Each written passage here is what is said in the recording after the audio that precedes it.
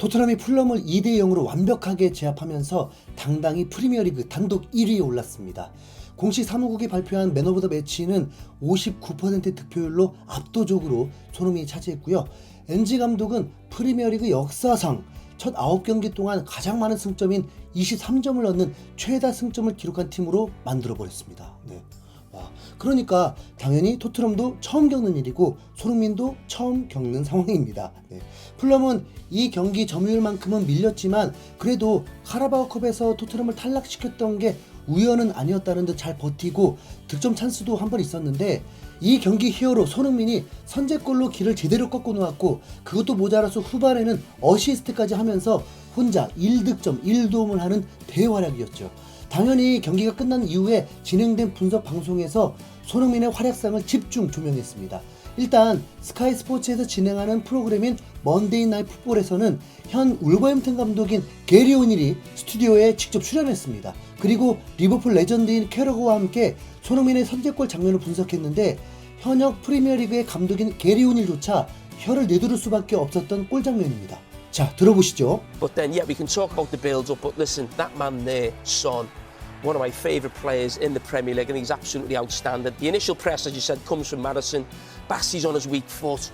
I always say I don't like two left-foot centre-backs, and that's one of the reasons why. They get themselves in a real tangle, don't they? But we have to talk about the quality of the finish. It's almost take it for granted when he's in that position that he's going to hit the target. Yeah, you sort of know what's coming, don't you? You know, once Son arrives in that area of the pitch and he shifts it onto his right foot, the amount of times out of 10 that he's going to find that far corner are extremely high. So, yeah, no doubt at this moment this is ending up in the top corner.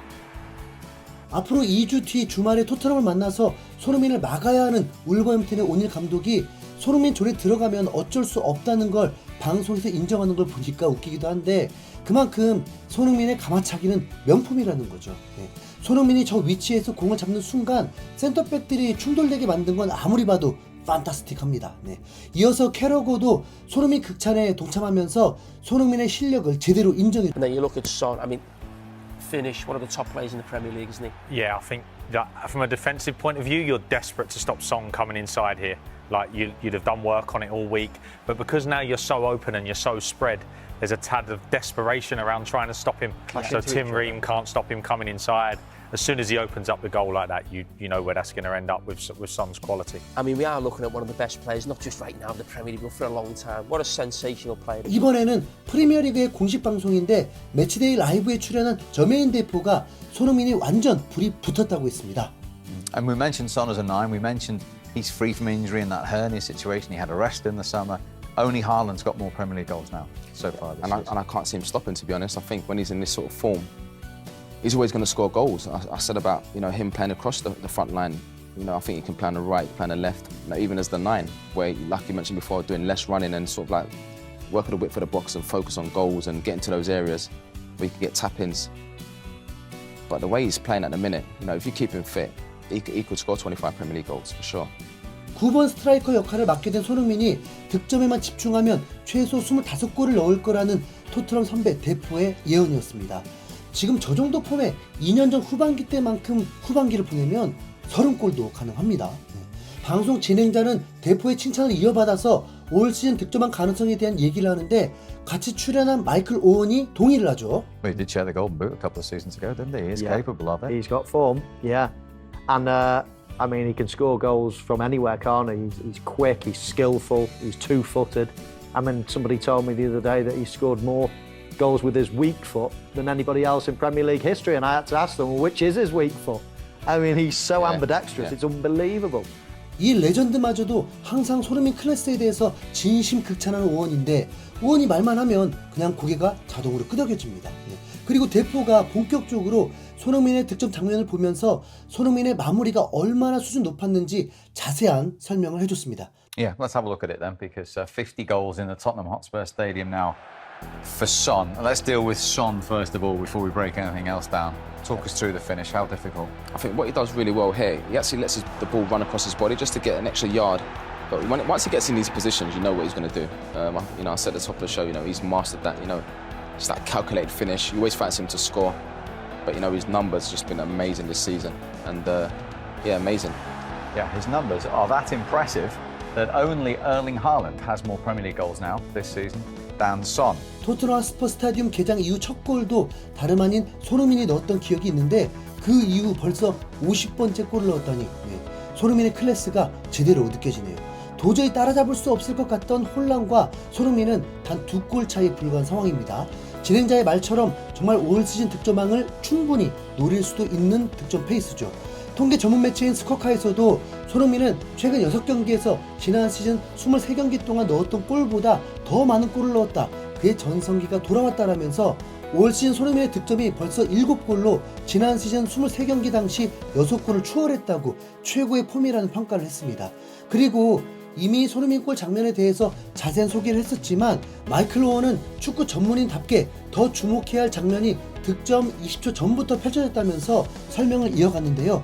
손흥민이 골을 넣기 전에 보여준 이 행동이 득점에 결정적인 역할을 했다고 분석했습니다. I think it's important to just recognise Son's role in this, not just his finish, but his angle of pressing here. By running in this direction to the ball, you almost cut off this whole side of the field, and you're telling your teammates behind you where you're going to go, where they need to go. So that's instigating the press, and that always comes from the centre forward. Now, when we move it on a little bit further, you see Son's angle. He's now given them one option and one option only, and that's to play into here. This is a huge distance between centre halves. It's absolutely fine at the moment, it's fine. But if you should lose the ball, or once this ball gets played forward, this man has to sprint back in.